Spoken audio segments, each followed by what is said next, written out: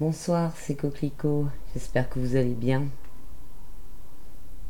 C'est pas une vidéo de tirage de cartes que je vous fais ce soir, mais en fait une vidéo pour parler de Noël, pour euh, pour vous dire combien vous avez de la chance si vous fêtez Noël tout seul, si vous êtes tout seul plutôt le soir de Noël, si vous êtes tout seul pendant les fêtes de fin d'année. Il faut pas le prendre comme quelque chose de misérable, comme ce qu'on essaye de vous faire croire dans la manipulation mentale des médias et de notre culture en fait, où on entend depuis toujours oh, les pauvres gens qui fêtent pas Noël en famille, qui sont tout seuls, oh les pauvres. Ah, il faut faire des espèces de fêtes charitables, de charité pour ces gens-là, etc., etc. Enfin, tout le système est là pour vous foutre bien les boules quand vous êtes tout seul à Noël. Alors que, en fait, c'est une chance d'être tout seul à Noël. Alors, je veux pas juger qui que ce soit, hein. Euh, Chacun fait comme il veut. Et franchement, tant mieux s'il y en a qui sont en famille à Noël et qui profitent de cette période-là pour revoir des gens qu'ils n'ont pas vus depuis longtemps, partager un amour sincère, de la joie franche, etc. Personnellement, j'en connais pas. Je connais surtout des gens pour qui Noël c'est une corvée de, de plein de choses, quoi. Aussi bien une mascarade d'hypocrisie et une charge de plein de choses à faire, de popote, de préparation, d'achat, de trucs comme ça, qui sont super fatigants et franchement pas spécialement joyeux. À part tout ce qui concerne les enfants, évidemment. La joie des enfants, ça c'est quelque chose qui est pur et qui est... voilà, ça c'est quelque chose qui est précieux. Mais, et encore, le problème c'est que c'est stimulé par du matériel, et ça c'est vraiment dommage.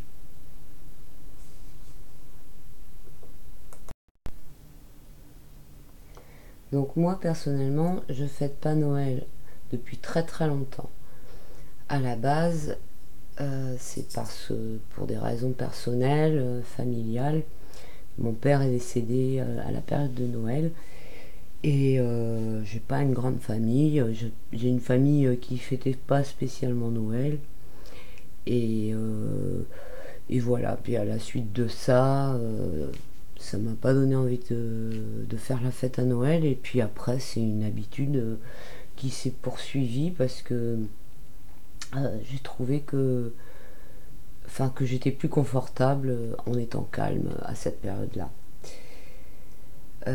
Et même en ayant un gamin, mon fils a toujours fêté Noël avec sa famille paternelle, chez qui j'étais bannie de toute façon, donc je pense que j'aurais pas passé des bons moments là-bas. Et c'était bien mieux que j'y sois pas. Et puis comme c'est une famille avec plein, plein de cousins, etc., de cousines et plein de monde, pour les gosses c'est super. Donc voilà, ils s'amusaient là-bas et puis moi j'étais tranquille. Et puis voilà, et puis je me suis aperçue année après année que c'était vraiment très très bénéfique d'être calme à Noël enfin quand je dis à Noël, je veux dire en fin d'année, de terminer l'année en faisant le contraire de ce qui est euh, de ce qui est imposé par notre culture et le système. Parce que bon, Noël, c'est franchement cette période, en fait, c'est de la manipulation commerciale, c'est de la manipulation mentale, ce sont des fêtes commerciales et c'est c'est franchement, enfin voilà, c'est quelque chose qui est fabriqué quoi et on ne peut pas imposer aux gens de d'être heureux, de donner de l'amour, de partage et tous ces trucs, toute cette propagande euh, qui est déversée à la télé de pitié, de trucs, d'hypocrisie, c'est franchement c'est gerbant. Et, euh, et ce qui est marrant, c'est que c'est quelque chose que j'ai en rejet, mais paradoxalement, si on devait supprimer Noël, ça me ferait de la peine parce que j'ai la nostalgie de tout ça quoi, par rapport à mon enfance, de l'ambiance extérieure, même si c'est pas quelque chose que je vis personnellement. Euh, le fait d'avoir cette ambiance autour, c'est dingue hein, quand même comment des manipulations mentales par rapport à l'émotionnel créent de la nostalgie. Hein. C'est franchement assez malin quand même comme manipulation. C'est là qu'on voit comment nos émotions nous desservent quand même hein, et comment elles sont utilisées par le système. Enfin bon, bref, ça c'est une parenthèse. Je je voulais pas parler de ça. Euh, ce que je veux vous dire, moi, c'est les raisons pour lesquelles c'est bien justement de faire le contraire que ce qui nous est proposé par le si imposé, je redis pas, imposé plutôt que proposé par ce système et cette culture. Comme vous le savez, tout est inversé. Et donc, si on nous dit qu'à Noël, il faut bouffer jusqu'à se, se taper des crises de foie, qu'il faut veiller, qu'il faut être dans le bruit et être avec du monde, ça veut dire que en fait, il faut jeûner, qu'il faut être dans le silence et dans le calme, qu'il faut faire de la méditation plutôt que la fête, se retrouver avec soi-même, faire des, de l'introspection, voilà, des trucs comme ça. Qu'il faut, qu'est-ce que j'ai dit donc, être seul plutôt qu'avec du monde. Et voilà. Et donc faire tout le contraire en fait.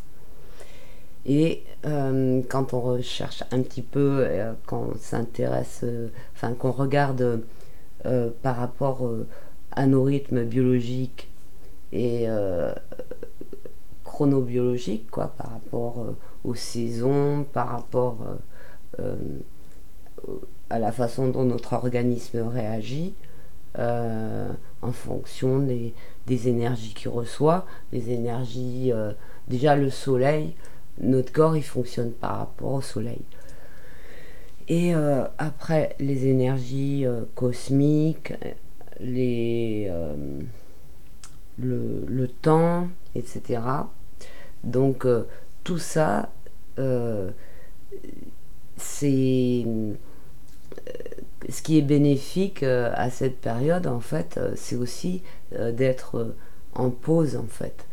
Et voilà, quand on étudie de quoi a besoin le corps par rapport à la saison de l'hiver et cette période-là, au niveau physiologique, bah, c'est justement de pas faire enfin c'est le contraire d'un déséquilibre comme ce qui est fait quand on passe la dernière semaine de l'année à faire que bouffer.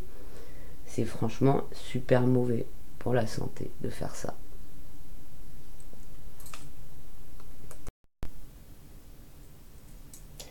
De même que de veiller tard, c'est pas bon non plus.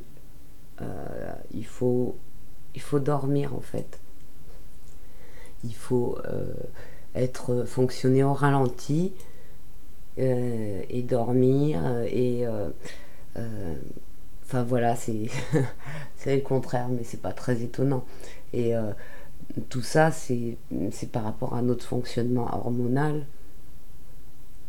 et par rapport à plein de trucs. Mais les hormones, c'est surtout ça qui régit notre corps, donc et qui est, enfin qui cadre, qui régit, ouais. Donc donc voilà, ça c'est une chose. Déjà, ça c'est mauvais. Euh, donc voilà. Au niveau spirituel. Au niveau spirituel, c'est pareil. Au niveau spirituel, c'est une période pendant laquelle il est bon de faire une pause, de se retrouver avec soi, de faire un espèce de bilan de l'année qu'on a passée, qu'est-ce que qu'est-ce qu'on a appris, enfin qu'est-ce qui nous a de quelle façon on a avancé, euh, de quelle façon on peut appliquer notre avancée spirituelle à notre vie concrète, plein de choses comme ça quoi. Et c'est franchement en fait la fin de l'année elle est faite pour faire un nettoyage, une épuration, une détoxification.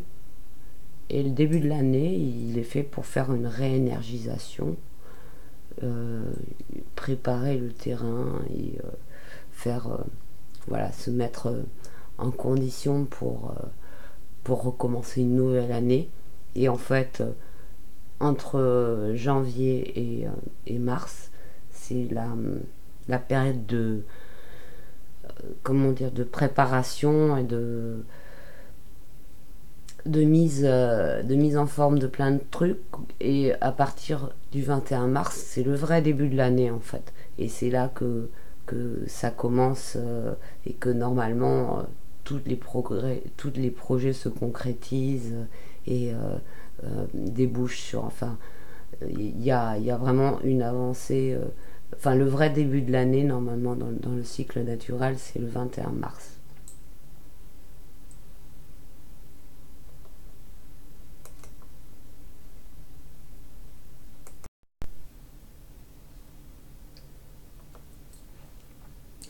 Donc, qu'est-ce qu'on peut faire pendant cette période si vous avez un peu de temps, si vous vous retrouvez en vacances ou avec quelques jours de repos, même si c'est juste le jour de Noël et puis le premier de l'an, euh, enfin, faites profiter des week-ends aussi pour ajouter un peu plus de temps pour ceux qui travaillent et qui s'arrêtent pas qui n'ont pas une semaine de vacances.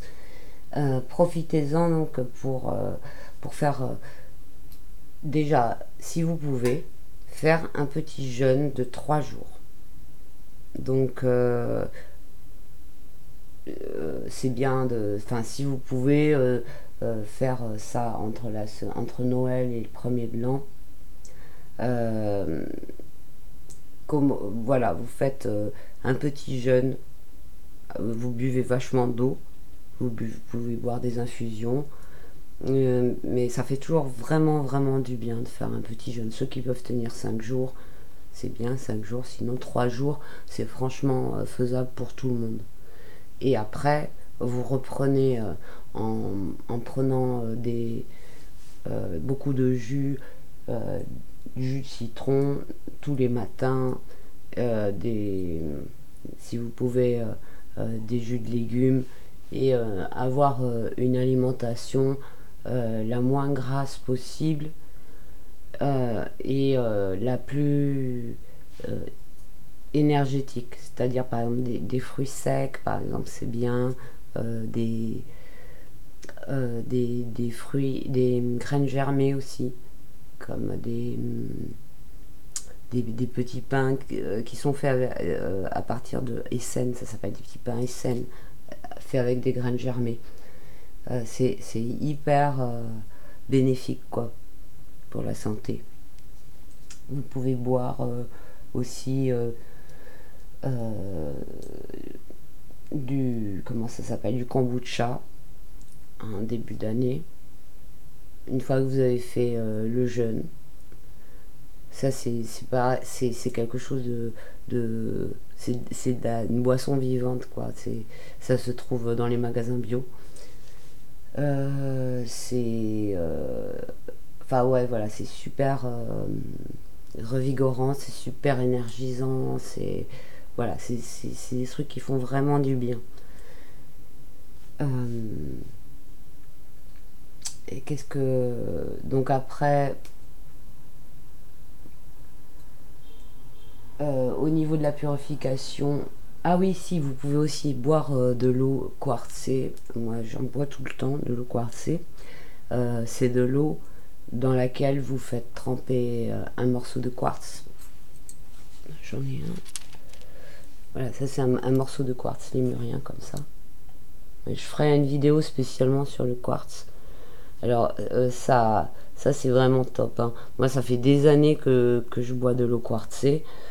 Ça remet l'eau à la vibration de l'univers, à la vibration originelle de l'univers. Si vous avez connaissez un petit peu les travaux de Masaru Emoto et la mémoire de l'eau et tout ça, euh, enfin voilà, vous pourrez vous renseigner et vous comprendrez que l'eau c'est une matière qui imprime des informations et qui les transmet. Et nous, on est en eau aussi, on est fait de 80% je crois d'eau. Donc à partir du moment où on boit de l'eau quartzée, le, le truc se transmet au corps. Et on sent vraiment travailler, hein. C'est entre 1 et 3 semaines quand vous faites une cure d'eau quartzée, vous sentez ça gargouille, vous sentez les modifications en vous, vous sentez que vous vous débarrassez de plein de trucs et que vous vous purifiez et que ça agit aussi au niveau spirituel. Enfin, ça se sent vraiment énormément au niveau physique et après, ça se sent aussi, comment dire, on se sent plus léger au niveau mental et donc plus connecté au niveau spirituel. C'est vraiment, enfin voilà, moi je bois de l'eau quartzée, je prends des bains aussi avec, je mets toujours un gros cristal de quartz dans mon bain. Ça rend, voilà, l'eau, ça la rend, déjà, ça, ça la purifie, ça débarrasse de certaines bactéries qui sont mauvaises. J'ai fait des expériences avec les... Bon, non, mais je vais pas en parler maintenant. Je vais pas parler de ça maintenant. Bref, c'est pas grave. Euh, ouais, donc voilà, vous pouvez travailler avec des pierres aussi pendant que vous faites les méditations, suivant ce que vous avez à travailler. Si pas, là, en fait, ça nécessite enfin, de se pencher vraiment sur l'état où c'est qu'on en est. Donc après, si vous êtes quand même, vous avez une certaine aptitude à vous écouter et à recevoir certaines informations sur vos ressentis, etc. Et que vous savez ce que vous avez à travailler, vous pouvez le faire donc travailler avec des pierres pour les pierres qui sont en rapport avec les chakras que vous avez à travailler, etc. Donc ça, c'est vraiment une bonne période pour le faire. Qu'est-ce que je voulais dire aussi? Ah oui, au niveau de la purification, votre maison aussi, votre habitat, vous pouvez le purifier. Pour ça, par exemple, vous brûlez de la sauge dans chaque pièce. La sauge, c'est bien de la prendre là où vous vivez. Elle sera encore plus efficace. Il faut toujours mieux utiliser les plantes là où on... Enfin, les utiliser là où on les accueille, quoi. C'est par rapport à l'esprit de la plante, il est vachement plus puissant. Moi, je vais les chercher à Paris, hein. Je suis à Paris, et dans le parc qui est derrière chez moi, il y a de la sauge, donc je vais en chercher là. Ça, c'était juste une parenthèse. Avec du gros sel aussi, vous pouvez purifier votre maison. Donc vous en mettez au coin, dans chaque coin. Voilà, donc ça c'est des trucs à faire qui sont... Voilà, tout ça c'est très bien. Voilà, moi c'est ça que je vous conseille en fait, c'est de vous occuper de vous et de faire un bilan de toute votre année, de tout ce dont vous avez besoin, etc. Et de voilà, de faire un point sur vous-même plutôt que de chercher à vous coltiner à un rassemblement d'autres gens qui sont seuls pour Noël, avec qui vous n'allez pas spécialement vous amuser, et, et puis ou alors de déprimer tout seul chez vous, ou je sais pas quoi. Non, mais franchement, voyez vraiment ça comme un point positif, et comme une chance, vraiment comme une chance. Je connais beaucoup de gens qui aimeraient bien être à ma place, qui fêtent Noël avec des gens avec qui ils n'ont pas du tout envie de voir, avec qui ils n'ont pas envie d'être et qu'ils n'ont pas envie de voir, et pour qui c'est franchement une corvée de passer des moments obligatoires comme ça. D'ailleurs, pour certaines personnes, peut-être qui écoutent cette vidéo, c'est peut-être le bon moment, si vous imposez ce genre de choses dans votre vie, d'arrêter en fait, et de prendre la décision d'arrêter de vous imposer des obligations familiales dont vous n'avez pas envie. Et franchement, bon, je reconnais que pour tous les gens qui ont des enfants, c'est compliqué, mais il y a beaucoup de personnes qui n'ont plus d'enfants, et qui pourtant, enfin qui n'ont plus d'enfants, je veux dire, dont les enfants sont grands, et ou qui fêtent Noël un peu comme une habitude. Euh, les, les cadeaux et tous ces trucs-là, vous pouvez les donner à d'autres moments. Et je trouve que ça fait beaucoup plus sincère de donner des cadeaux à quelqu'un à un autre moment de l'année, à un moment où on a vraiment envie de faire plaisir à la personne, pas forcément à son anniversaire non plus, mais voilà, je trouve que c'est les cadeaux qui ont le plus de force, quoi, et c'est les cadeaux qui viennent sans aucune raison, juste comme ça, parce qu'on aime la personne et qu'on a envie de lui faire plaisir. Voilà. Donc voilà, Noël, c'est une sorte d'obligation, de truc qui est enfin, comment on pourrait dire, ouais, c'est du contrôle mental. Je suis désolée de vous dire ça comme ça, mais bon, j'espère que j'ai embêté personne avec mes propos sur Noël. Bon, j'ai pas parlé de religion. J'aurais pu. Je voulais dire quelques trucs. En fait, ce que je voulais dire au niveau de la religion, c'était que tout ce qui est euh, l'éthique christique, on va dire, c'est pas du tout en rapport avec le côté Noël commercial, quoi. C'est justement, ça rejoint les trucs de spiritualité que j'ai dit tout à l'heure, l'enseignement christique, même le symbole de la croix. En fait, la croix, c'est à la base, avant que ce soit utilisé par les religions, c'est un symbole d'équilibre et de connexion entre le ciel et la terre et de centrage, euh, d'équilibre, de connexion entre toutes les énergies. Et voilà, c'est vraiment